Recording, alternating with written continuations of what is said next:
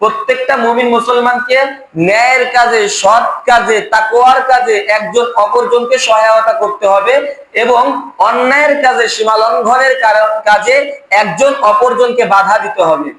আল্লাহ তাআলা বলেন ওয়ালা তাআওয়ানু আলাল ইসমি ওয়াল উদওয়ান, সূরা মাইদা আয়াত নাম্বার 2। আল্লাহ বলেন তোমরা পাপের কাজে এবং সীমা লঙ্ঘনের কাজে একে অপরকে সহায়তা করো না। এখন বলেন তো, আপনার সামনে একটা ভ্যান, ওই ভ্যানের উপর দুইটা বক্স, এই বক্সের মাধ্যমে বিয়ে বাড়ি যাবে এবং গান বাজনা অশ্লীলতা ছড়াবে, আপনি এই ভ্যানটাকে কি উঠাই দিবেন? কি করবেন? আপনি ওইখান থেকে দূরে থাকবেন, বিরত থাকবেন, তাদেরকে সাহায্য সহযোগিতা করা থেকে দূরে থাকবেন।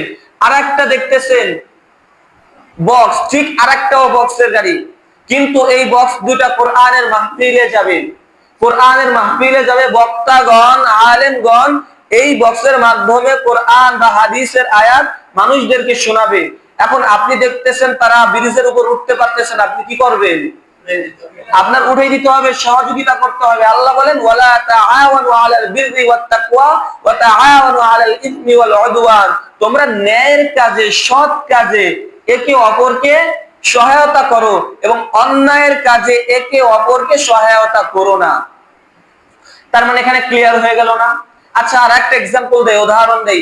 আপনি একজন ভ্যান চালক, আপনি একজন অটো চালক, আপনার কাছে এসে বলতেছে ভাই অমুক মন্দিরের ওইখানে যাবেন, আপনি জানেন আজকে ওইখানে শিরকি একটা অনুষ্ঠান হবে, মুসলমানের সন্তানই হোক অথবা হিন্দুর সন্তানই হোক অথবা যে কোনো বেধর্মী, মুসলিমই হোক আর অমুসলিমই হোক, আপনাকে বলতেছে ভাই অমুক মন্দিরের কাছে যাবেন, ভাড়া 20 টাকা, আপনার দেবো 30 টাকা। আপনি কিন্তু অটো চালক, আপনি কিন্তু ভ্যান চালক, আপনার কিন্তু ইনকাম হালাল, কিন্তু আল্লাহ বলেন ওয়ালা তাআওয়ানু আলাল ইসমি ওয়াল উদওয়ান, তোমরা পাপের কাজে একে অপরকে সহায়তা করো না।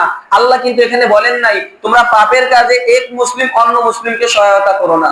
আল্লাহ কিন্তু এখানে বলেন নাই তোমরা পাপ কাজে এক ইমানদার অন্য ইমানদারকে সহায়তা করো না, বরঞ্চ আল্লাহ সকলকেই আমভাবে প্রত্যেকটা মানুষকে আল্লাহ রাব্বুল আলামিন বলতেছেন তোমরা পাপের কাজে একজন অপরজনকে সহায়তা করো না। তো কেউ যদি এসে আপনাকে বলে অমুক জায়গায় গান হবে, অমুক জায়গায় মূর্তি পূজা হবে, অমুক জায়গায় রিসোর্ট আছে, অমুক জায়গায় মেলা আছে, ইত্যাদি ইত্যাদি, স্বপ্ন ছোঁয়া শিশু পার্ক যাবেন, 20 টাকার ভাড়া 30 টাকা দিব, 40 টাকা দিব, যাবেন? এখন আপনি তো মনে করেন বলবেন হ্যাঁ আমি যাব। না, আপনি যাবেন না। আল্লাহ এখানে আপনাকে নিষেধ করতেছেন যে না, তুমি পাপের কাজে একজন অপরজনকে সহায়তা করো না। আপনাদের কাছে জিজ্ঞাসা করি, শিশু পার্কে যেসব অভদ্র মহিলারা যায়, বেপরদায় যায়, ওইখানে গেলে গুনাহ হবে না নাকি হবে? গুনাহ হবে না? তো আল্লাহ কোরআনে কি বলতেছেন? তোমরা গুনাহের কাজে একজন অপরজনকে কি করো না? সহযোগিতা করো না। গুনাহের কাজে একজন অপরজনকে সহায়তা করো না। মন্দিরে যাচ্ছে, ওইখানে শিরক হবে না ইবাদত হবে? শিরক হবে। আপনি অটো চালান, ভ্যান চালান, আপনি যদি ওইখানে তাদেরকে ভাড়ার জন্যই নিবেন, কিন্তু আল্লাহ কি বললেন? তুমি নিও না, তুমি এই কাজ করো না। আচ্ছা, একাদশীর সময় হিন্দু ভাইয়েরা কি করে? তারা তাদের পূজার জন্য কলা কিনে না? এখন আপনি একাদশীর সময় দেখবেন কিছু মুসলমান আছে যাদের খাইসেত এত খারাপ যে কেলা পয়সা গেল প্রায়, এখনো মনে করেন আজকে একাদশী না, আগামীকালকে একাদশী, এই কারণে আগামীকালকে নিবে।